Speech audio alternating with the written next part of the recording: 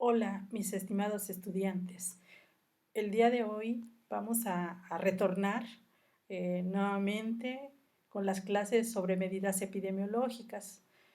Estas medidas epidemiológicas son muy importantes para todos ustedes para que puedan evaluar en una población humana el riesgo que se tiene de enfermar, de morir o de que se suceda algún evento. Las medidas epidemiológicas se clasifican en tres tipos: las medidas de frecuencia, de asociación, de impacto potencial. Ya hemos visto las medidas de frecuencia, las medidas absolutas y de frecuencia relativa. Estas son las medidas de incidencia y prevalencia, y las medidas relativas, pues vamos a encontrar las medidas de morbilidad, de mortalidad.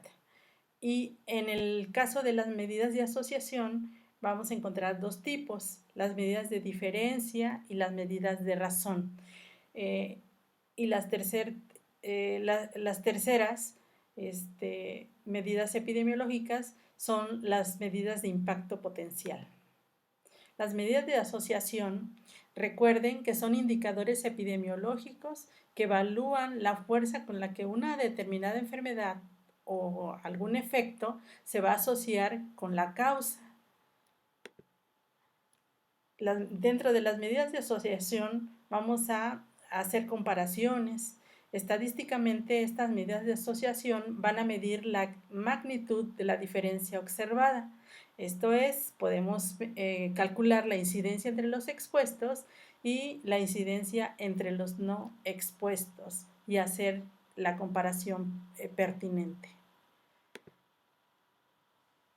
Dentro de las medidas de asociación, les decía que encontramos las medidas de razón, el riesgo relativo, la razón de prevalencias y los ORs.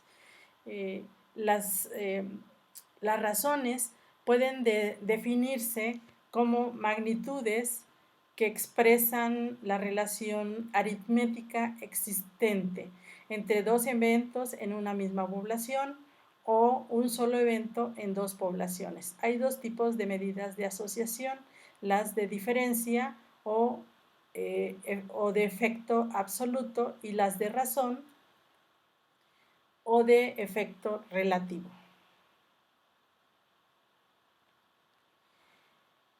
Dentro de las medidas de asociación encontramos las de razón, como les señalaba.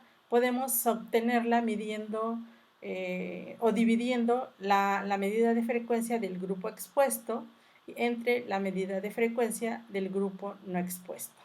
Puede ser la incidencia entre los expuestos entre la incidencia entre los no expuestos, o puede ser la prevalencia entre los expuestos y la prevalencia entre los no expuestos. Las medidas de asociación, como les decía, tenemos las medidas de razón, entre ellas la de razón de incidencia acumulada o riesgo relativo. Nos va a permitir comparar el riesgo de enfermar del grupo expuesto con el riesgo de enfermar del grupo no expuesto. Fácilmente podemos determinarlas en un estudio de cohorte. Bien, las medidas de asociación que nos ha faltado calcular es la medida de diferencia o riesgo atribuible. Dentro de estas medidas de diferencia vamos a encontrar el riesgo atribuible, como les señalaba, que nos va a permitir o indicar el riesgo de enfermar que podría evitarse si se eliminara la exposición. Por ejemplo, hemos calculado las medidas de asociación del por qué las personas que fuman tienen mayor riesgo de tener cáncer de pulmón. En la medida de diferencia o de riesgo atribuible, podemos decir, ok, si la persona deja de fumar, ¿qué tanto se puede disminuir la presencia de cáncer en este tipo de personas? Sobre ello les voy a dejar un pequeño taller para que podamos aprender un poco más a calcular estas medidas de diferencia. Y por último, les decía un tercer grupo que es de medidas de impacto potencial y lo vamos a ver la próxima clase.